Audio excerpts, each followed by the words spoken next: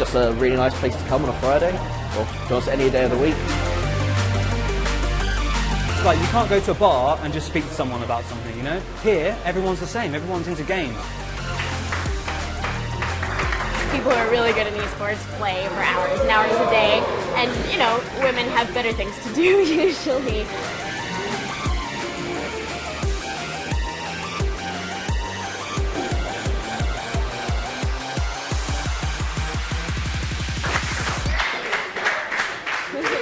There's stereotypes about gamers, that they're solitary, that they just sit in their bedrooms and they don't talk to anybody, but it's not that. It's just that there's nowhere that's giving them what they want. You know, there's nowhere that's dedicated to them, where you can go out and see StarCraft instead of seeing football or whatever.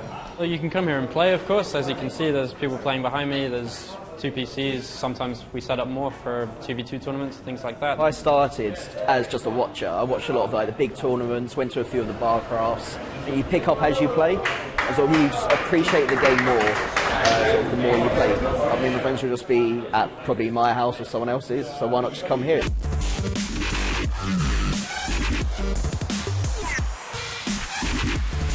Well, we've come here to watch this StarCraft tournament. We're enjoying watching the StarCraft tournament. We might play a little later. I like to play more. Watching does not entertain me nearly as much as my boyfriend. But I like to play 2v2 StarCraft on a team with my boyfriend. That's my favorite, because he's better than I am, and so we win more. For StarCraft nights, I'd come to play and watch other people play. For other nights in League of Legends and Dota 2, I'll just come and watch.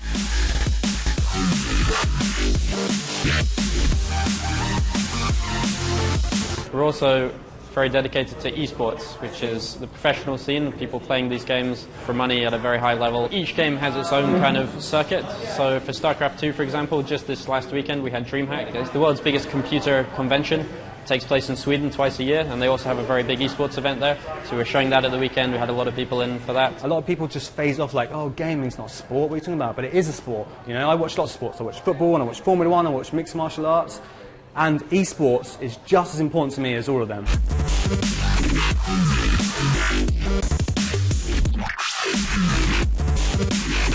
It's not that easy to meet other people sometimes who are into these games, so coming here you can be sure you're going to meet people who love the same games that you love. I saw a couple other women around, which was surprising. Usually I'm the only one, ever. But there are some. Most of them are the girlfriends of guys that are coming, but they are here, you know?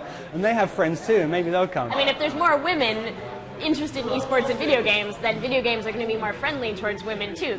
There are no female leads in video games, and when there are, they're like, it's all male gaze, you know, like huge bosoms and yeah, video games are definitely male dominated. And eventually girls will watch and play more. I hope so anyway, so I won't be single anymore. I'd say it's a bar dedicated to gaming, and more specifically to esports. Which is,